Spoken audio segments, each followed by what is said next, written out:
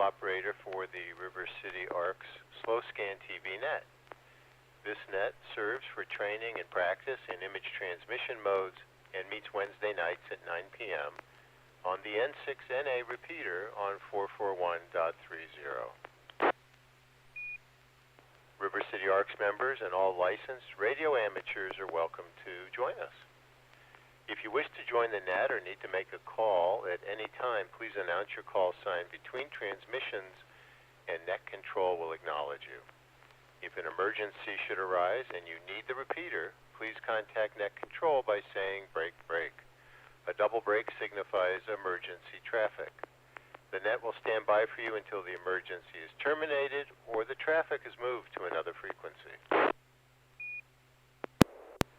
Stations who wish to check in are asked to respond with their full call sign using the recognized ITU phonetic alphabet and their name. I'll recognize each station before continuing. Any station who wishes to check into the net, please come now.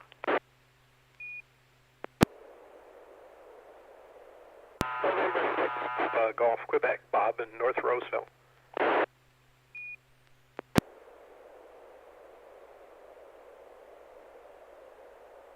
N6PGQ, Bob, I got you, and there was a double. Norway 6 Yankee, Germany, N6YG, Lincoln.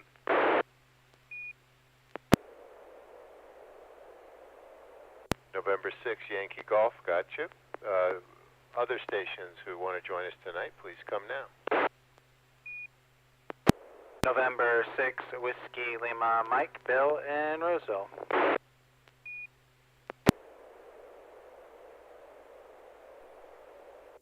Hey, Bill. November 6 Whiskey Lima Mike. Next station, please come now. Kilo Papa 4 Mike, Delta.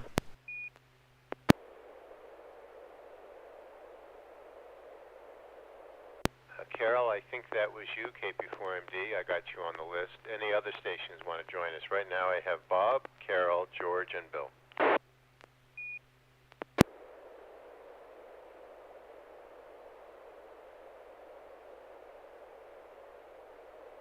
All right, hearing none. This is James, Alpha Echo 6 Juliet Golf. I'll put myself on the list at the end.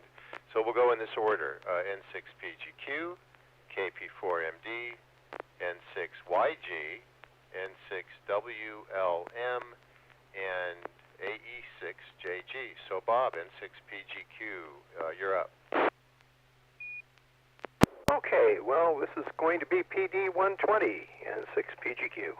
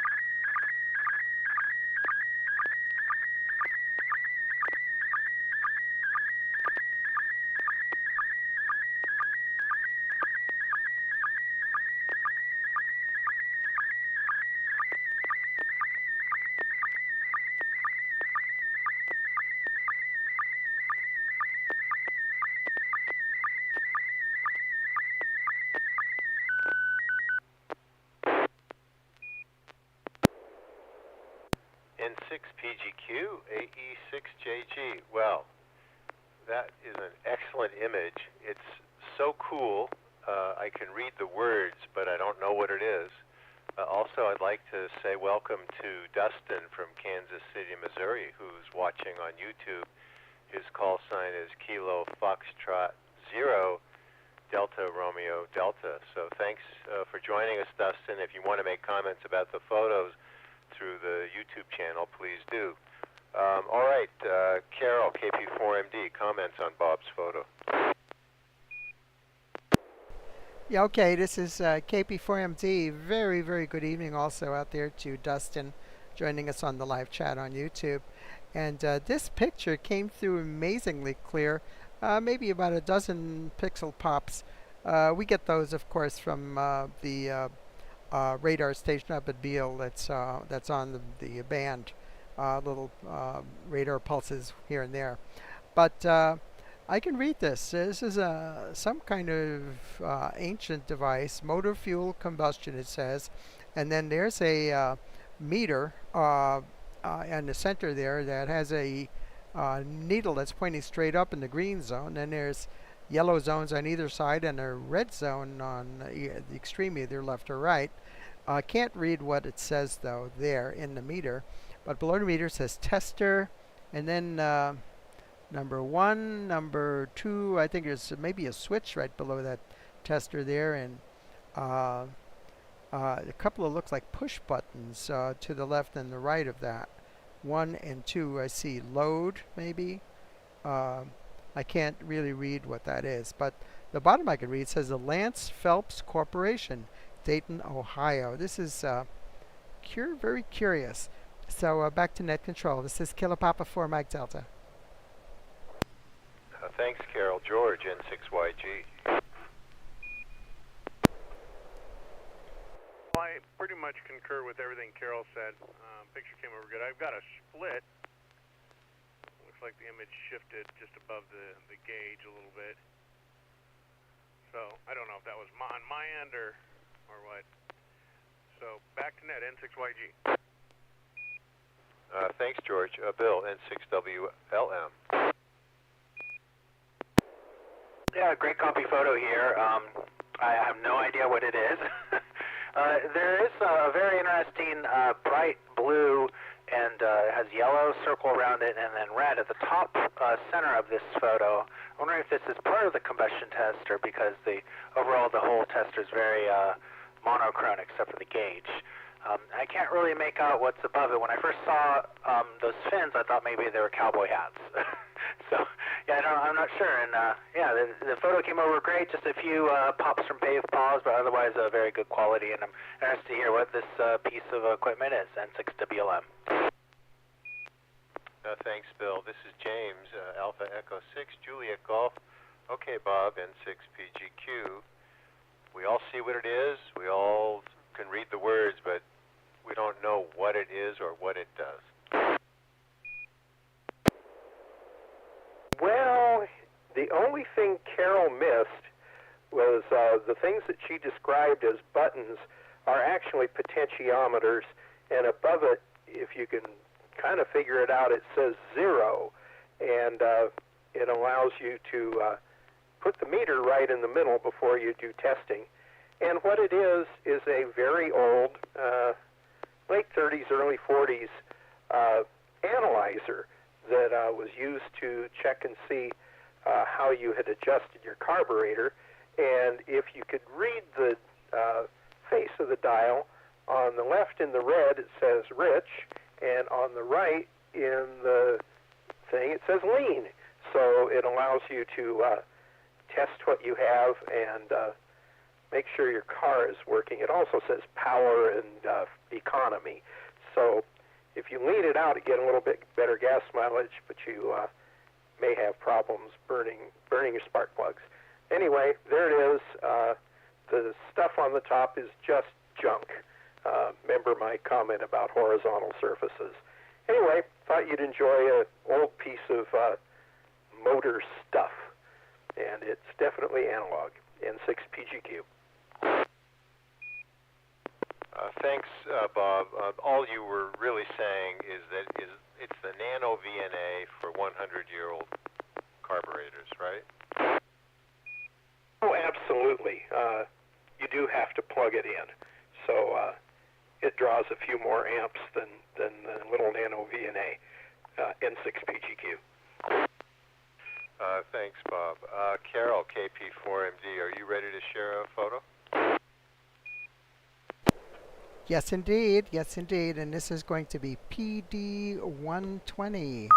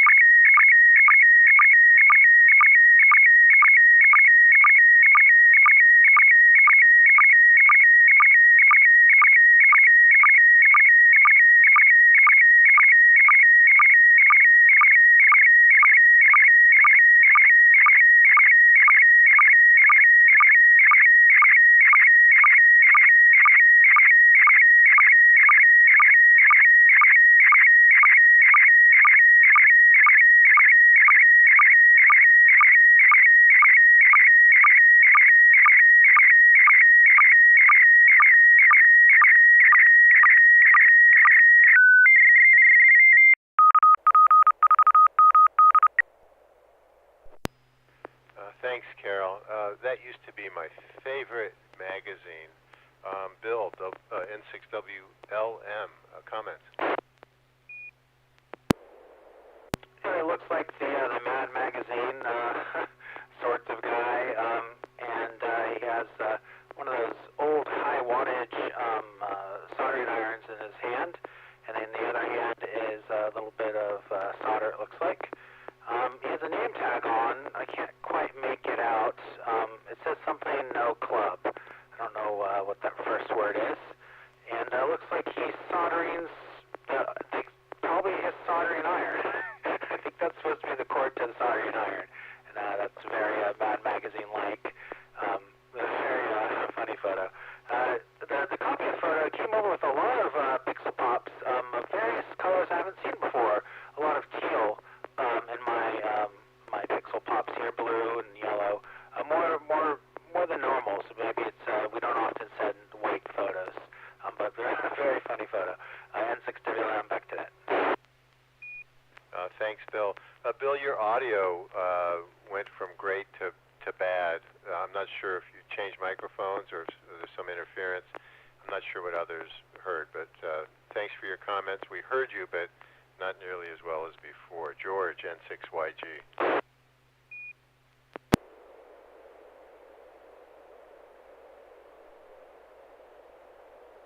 Send it over to me. Affirmative. Not sure what happened to his audio. It's almost, if he was on HF, I'd say he has RF coming back into his mic, but it went, just like popped right up. Anyhow, the picture, yeah, boy, this brings back memories. I swear, this guy, we were at the bar down in Old Sacramento. I used to take my boat up there, and we'd tie up to the dock and then go over to the Hogshead Brew Pub and play some beer. And have a pitcher of beer. And I swear this guy walked in one day with a couple of girls. It looked just like the Mad Magazine guy. I was just kind of, I couldn't help but stare at him thinking, okay, either I've had too much to drink or this guy really does look like the guy on the cover. Anyhow, yeah, I got a lot of pixel pops on these too this time around. So, it's just noise. I'm out here too quite a ways. My antenna's only up about 25 feet. Boy, I remember those soldering guns. This reminds me of when I was a kid and my mom took my chemistry set and all my soldering and put it in the trunk of her car and locked it in there. I won't tell you why, but experimenting. Anyhow, back to Ned. Thanks, George. This is AE6JG. I still have my soldering iron, that old Weller from when I was like 12 years old. Bob, N6PGQ, comments? Yeah, I still have my soldering iron too. The person in the picture is WN1ECCH with no club, and I can't see what the top says. May E something Newman, I believe. I think this is Phil's new assistant, and he's learning how to put surface mount stuff onto circuit boards. My picture came through with lots of pixel pops, and the soldering gun, the middle of it is offset to the left, so the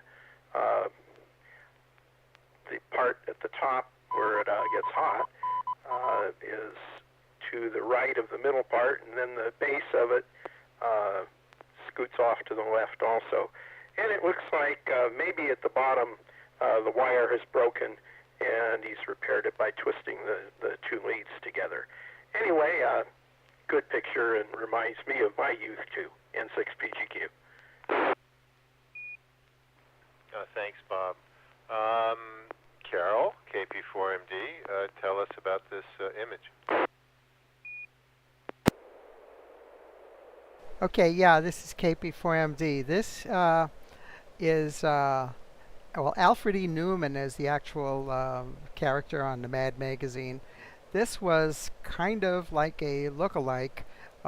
This was drawn by a Ham. I don't remember his call sign, but this was the cover photo for the April 1967 73 magazine. And I remember actually having this magazine at one time.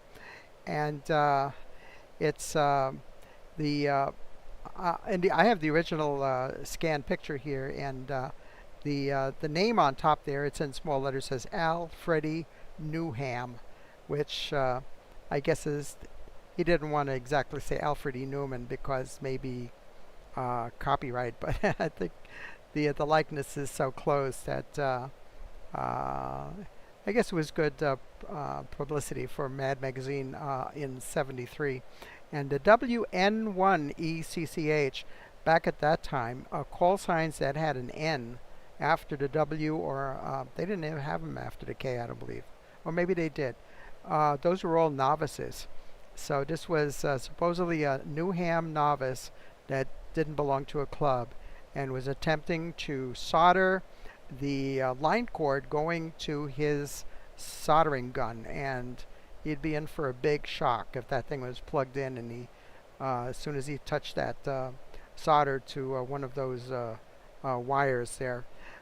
Yes, I have one of those welders as well, 100 watt and 140 watt, and those are the best soldering guns for soldering PL259s because they really heat up the cable very well and takes the solder well. A lot better than the little pencil soldering irons. Back to nets, KP4 Mike Delta.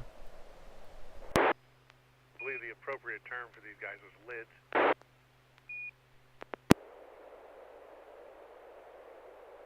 We copied that, George. Thanks, Carol. Craig Bruce has joined us. Whiskey Paul to November. Good evening, Craig. Thanks for joining us. All right, George, it's your turn to share an image, N6YG. All right, let's see if I'm tone here real quick. Yeah, let's see what this sounds like.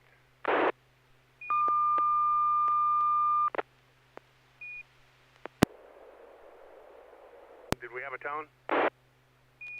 You did. Go ahead. All right, this will be PD120.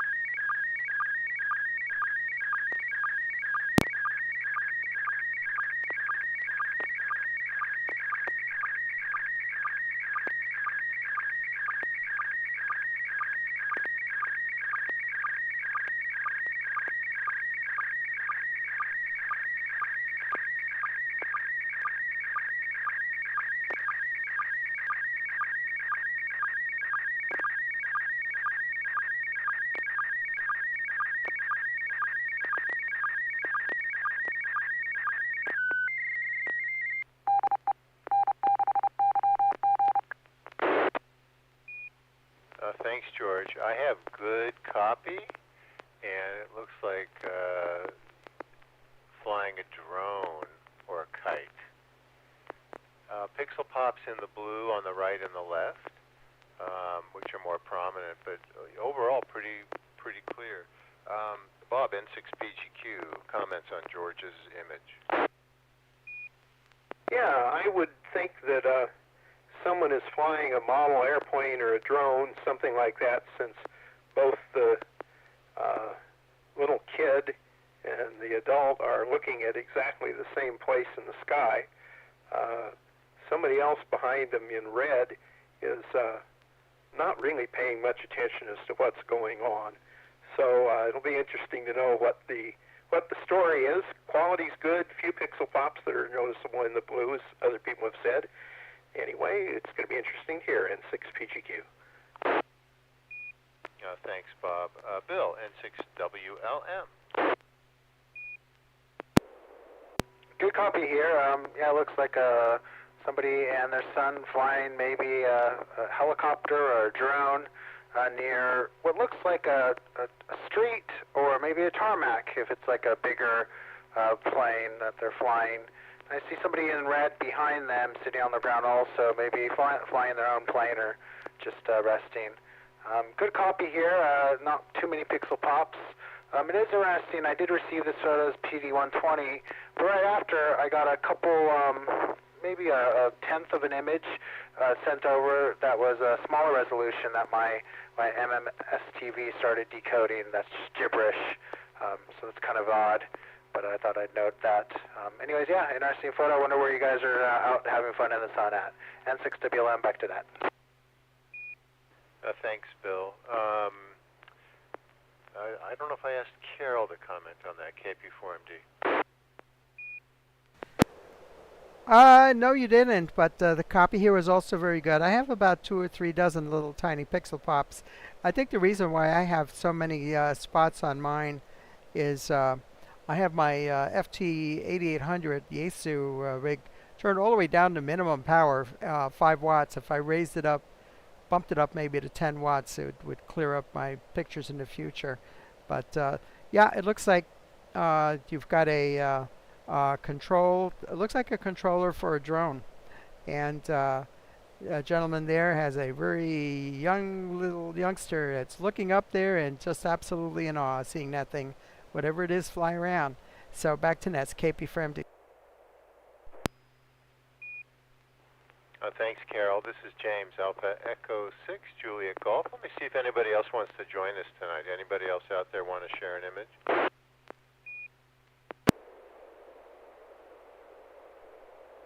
Okay, George, N6YG, tell us about your image. All right. Well, that would be my my son and my grandson, and they're flying out in front of the house. The property extends all the way past the back of the image, and then about another 300 feet.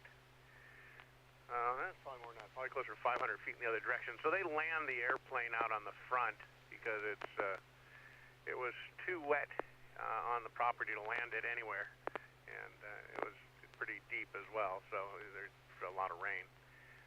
He's just a little over 3 years old in this picture, my grandson, and he can actually fly that airplane by himself. He cruises around the sky, no problem. It's a remote control airplane. It's electric. Got about a 3-foot wingspan, and he just buzzes that thing all over the place. He can bring it down to about 15 feet off the deck and buzz the road with it and climb back out. Right here, he can do loops on his own. Right here, my son is teaching him how to do axle rolls. So he's actually holding the transmitter and teaching him how to do axle rolls. So he's learning how to do rolls with it right now. In the background, by the way, that's my wife sitting back there. The only thing he can't do is, of course, he can't land this thing by himself. My grandson has been flying on simulators since he was old enough to hold one, so it was like a video game to him. So he's been flying on like real flight model simulators. He flies drones by himself. He has his own drone. He has a racing drone, and the doggone grandkid flies the racing drone better than I do. So that's kind of annoying. I've been flying since I was probably 8 years old, so it runs in the family. I taught my son how to fly, and he's teaching my grandson how to fly. Thanks, George. That's a really cool story and a great photo. You don't even have to see the plane to really get a feel for what's going on. Thanks a lot, George. Bill, N6WLM, your turn to share an image. Yeah, this will be PD 120, N6WLM.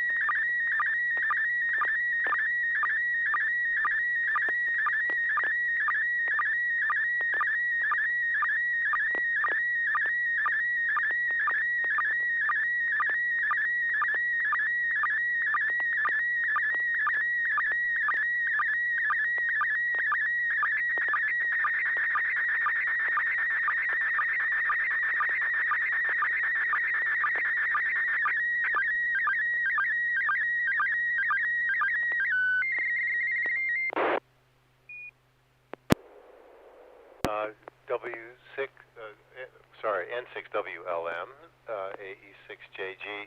Well, given the angle of the box and everything, it looks like these baby chicks are being fed pixel pops. The image came through pretty well, but it is pixely, little white dots throughout, a couple dozen at least.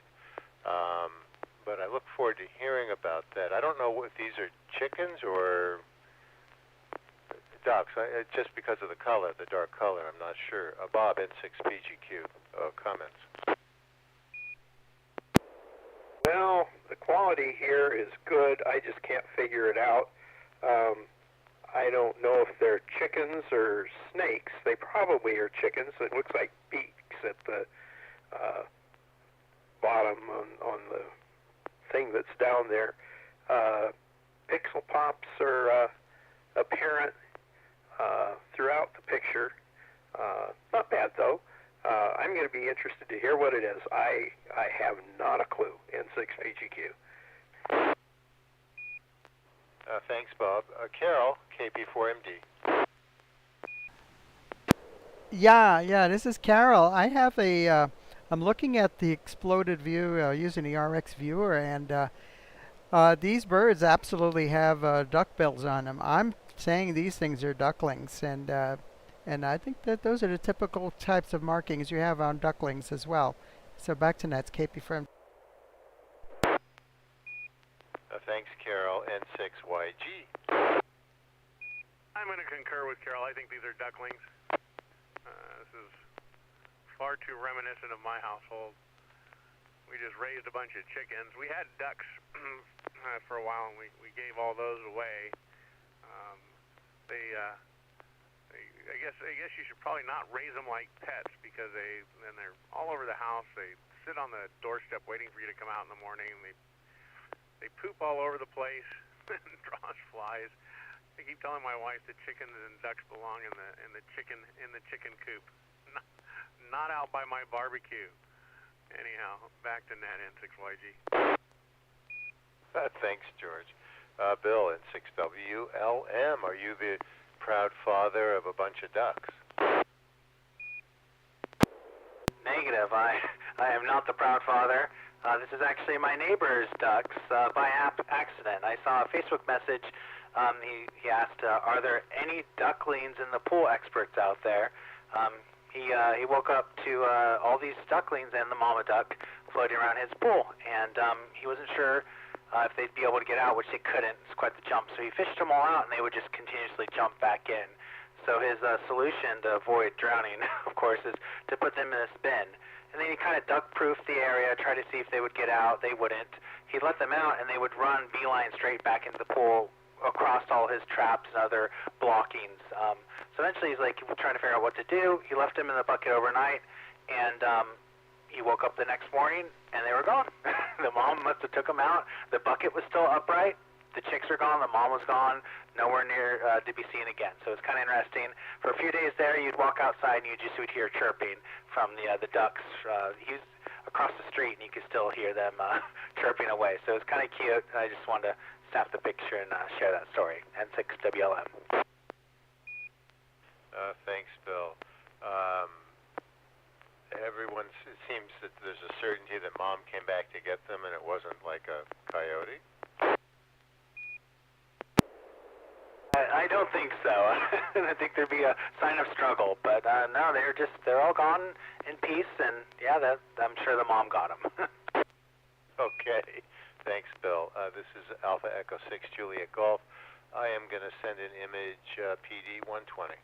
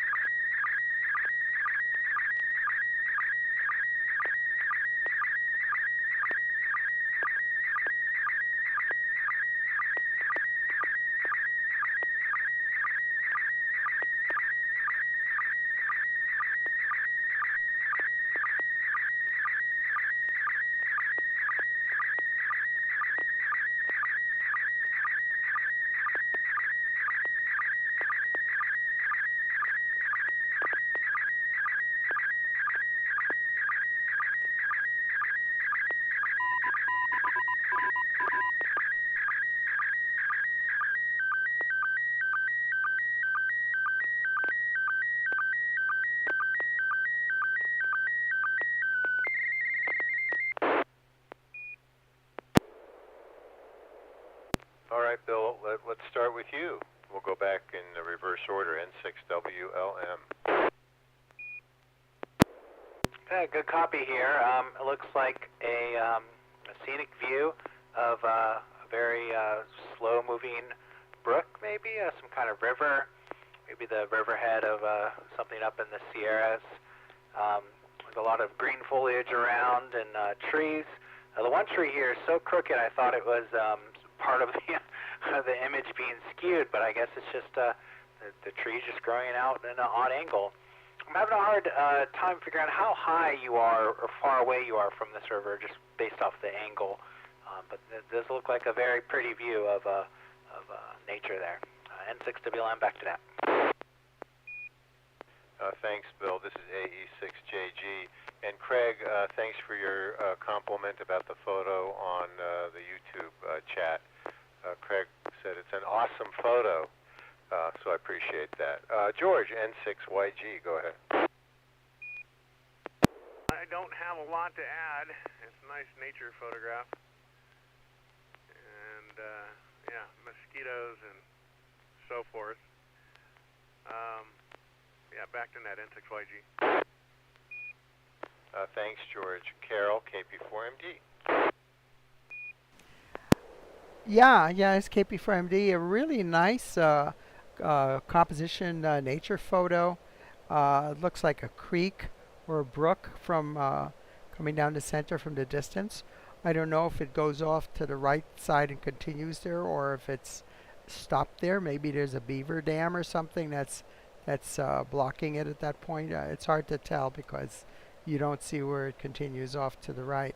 And then you have a couple of evergreen trees in the foreground, and another type of deciduous tree there in the back. So it's I can see some mountains in the background. So this is really nice picturesque view here.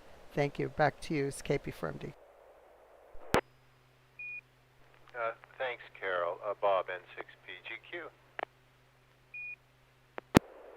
That looks like a very nice, peaceful scene. Must be later in the year. Don't see any snow, and there's not a whole heck of a lot of water coming down the ravine. Picture's good. Quite a few pixel pops, but hidden by the trees. You can see them in the brook and in the dark part of the trees. So I'm going to be interested in knowing where this is, and if the hike's not too bad, it's kind of an interesting place to go in 6PGQ. Thanks, Bob. Yeah, so I took this on Sunday morning around 10 o'clock near Fraser Falls it's really a half-mile paved hike to Fraser Falls from the parking lot. This is up in the Sierras north of Truckee, about 45 minutes to an hour at Gray Eagle or Blairsden. It's in that area. And we were camping up there for several days. And I took this photo. I don't know exactly what this creek is called. And it heads towards Fraser Falls, which was obviously not running at full volume at this time of year. But and there were no mosquitoes. It was just a nice day, and I'm glad that I was able to get out in nature a little bit without working too hard. So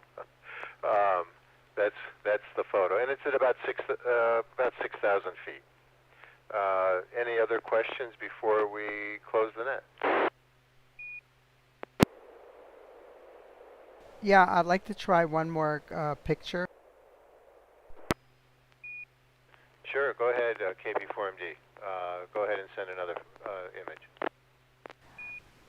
Okay, this is PD120, and this is dedicated to N6PGQ.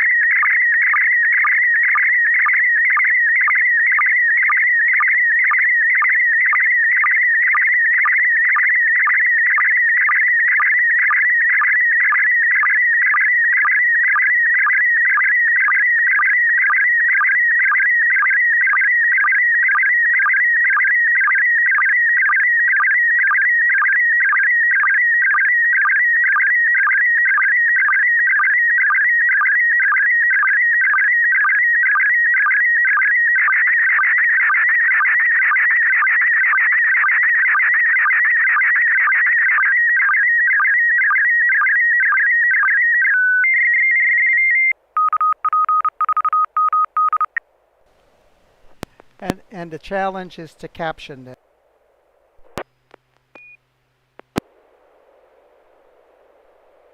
Carol, I didn't copy what you said. Say it again. Yeah, I said the challenge is to caption that picture.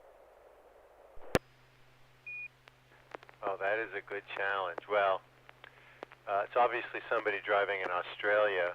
Bob, since this is dedicated to you, I think you get the floor. Oh, swell.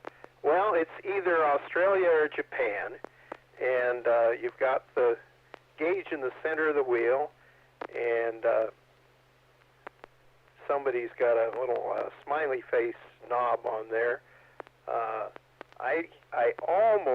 I would almost think, if you wanted to be really sneaky, that this may be somebody's passenger seat, and have a kid playing with the car as they drive. But if this is real, you might say I dreamed I was playing a video game, and when I woke up I was going down the road or something like that. Anyway, it's going to be interesting to see where Carol found this and what it is, N6PGQ. George, N6YG, any thoughts? I don't know. Driver training for the wife. It's looks like one of those little steering wheels that you have for your kids when you drive. You can see down if you look underneath it. There's a base. Looks like it's like sitting on her lap. So yeah, lots of buttons and things to keep the toddler interested. Yeah, maybe the caption is, where is the button for the ejection seat? Bill, N6WLM.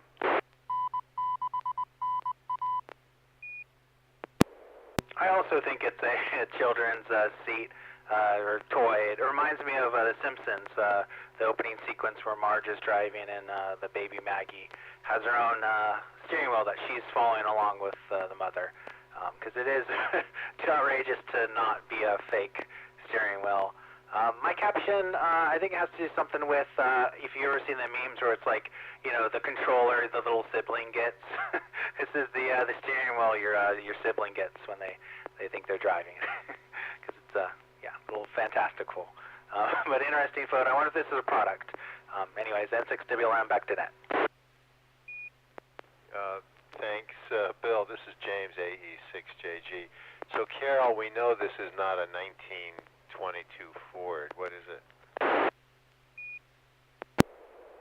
Yeah, this is a hilarious picture. It's actually it's a toddler steering wheel.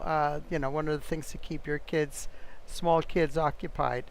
And the funny thing is that the advertiser, this is it was on I think it was Amazon or eBay, and they advertise an adult sitting in the passenger seat driving this thing, which is so strange because usually you see like kids, playing with these things, but it's an adult woman sitting in the passenger seat driving this thing, and she's looking real serious. So I can imagine if this was your wife or your girlfriend and you were too busy talking on the radio to really talk to your wife, you'd keep her occupied with this. Although it would be kind of insulting to say that. But that's what I thought was it was just so absurd to have an adult model driving this thing.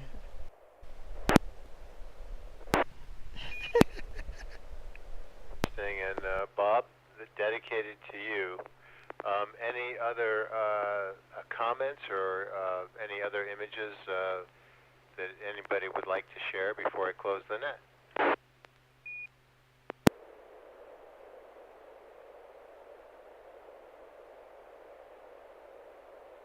All right.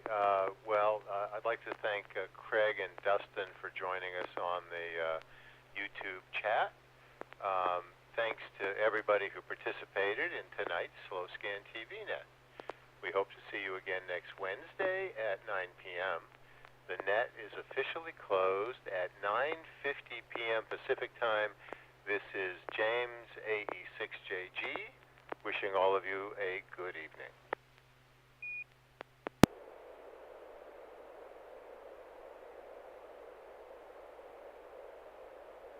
Do I get to send the image to close the net? I have one of the originals here. Go ahead, George.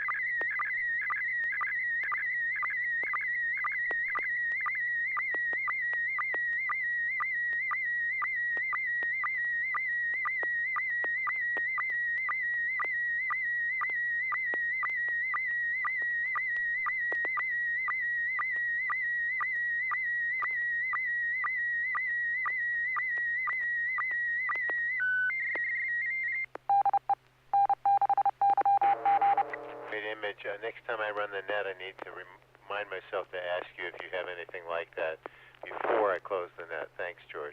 This is AE6JG.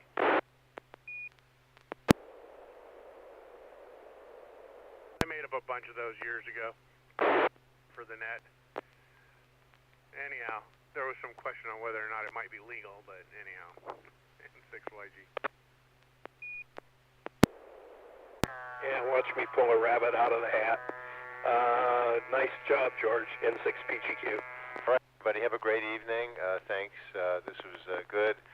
Interesting that tonight most of us transmitted photos that were not pictures of circuit boards or radios, which was unusual, actually. But everybody have a good evening, and we'll talk to you next week, or maybe on Saturday afternoon, 3 p.m., the 40-meter net on 7.181.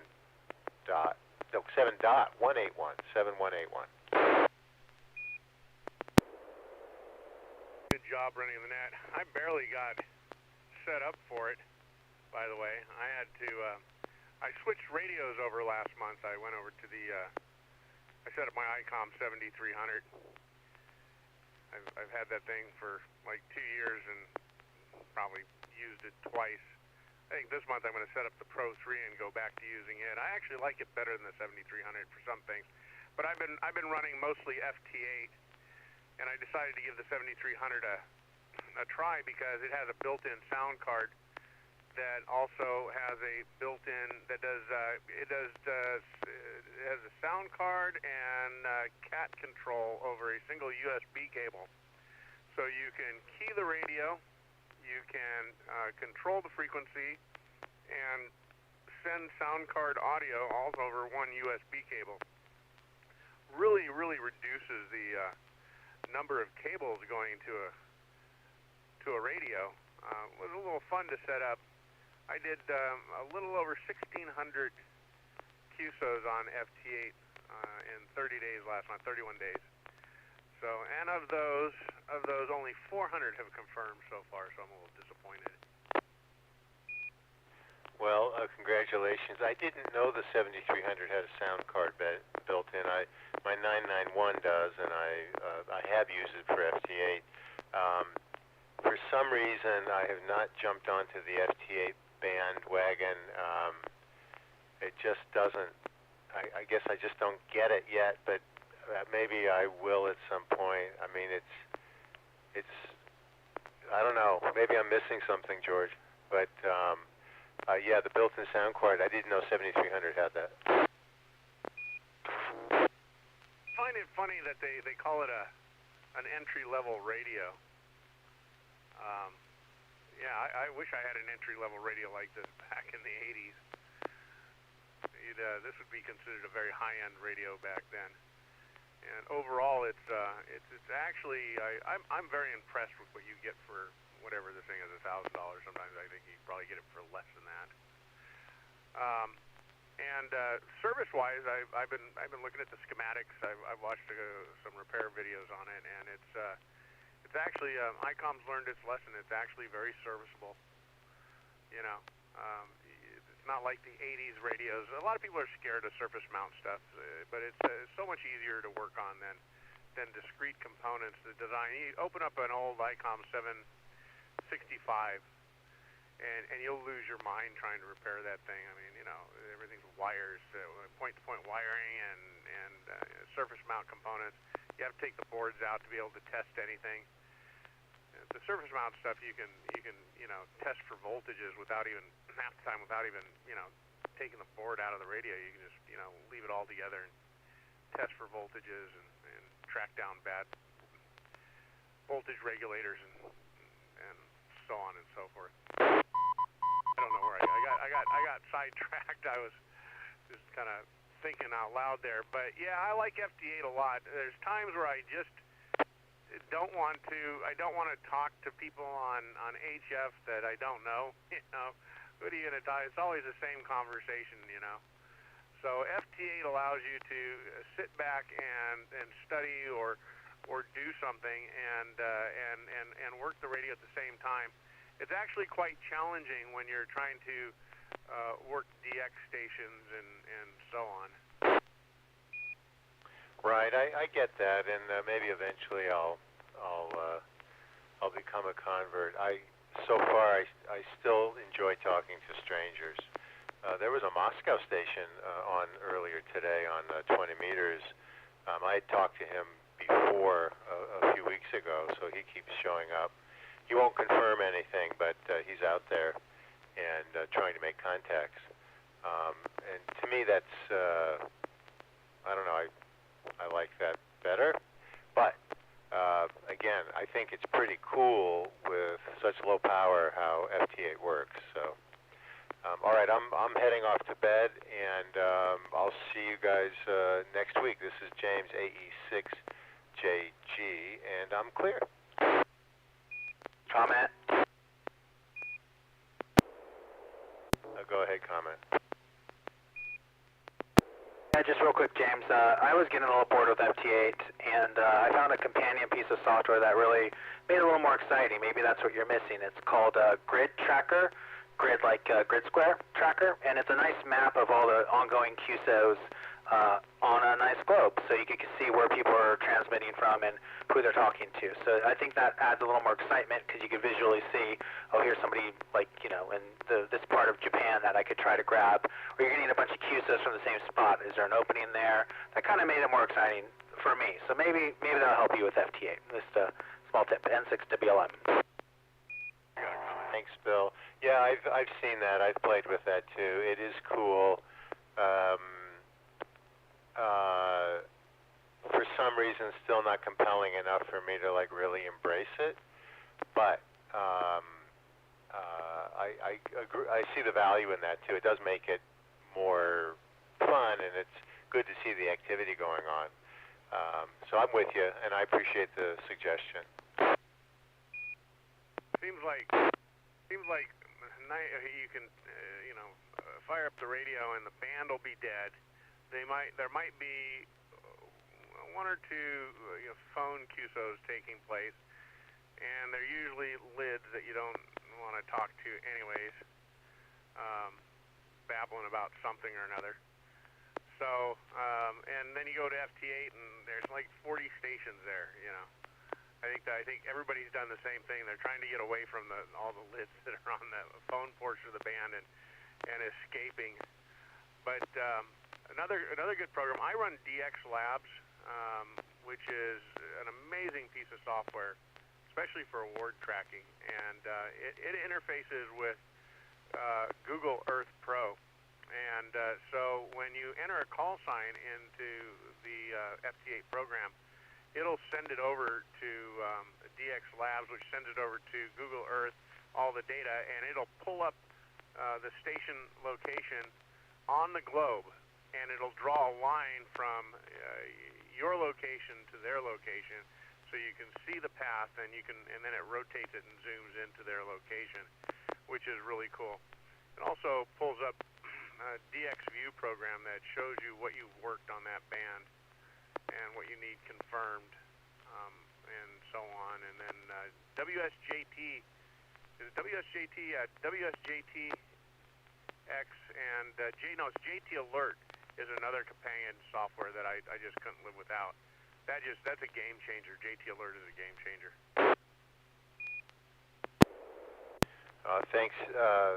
Thanks, George. I'll take a look at both of those. What is it called? JT Alert?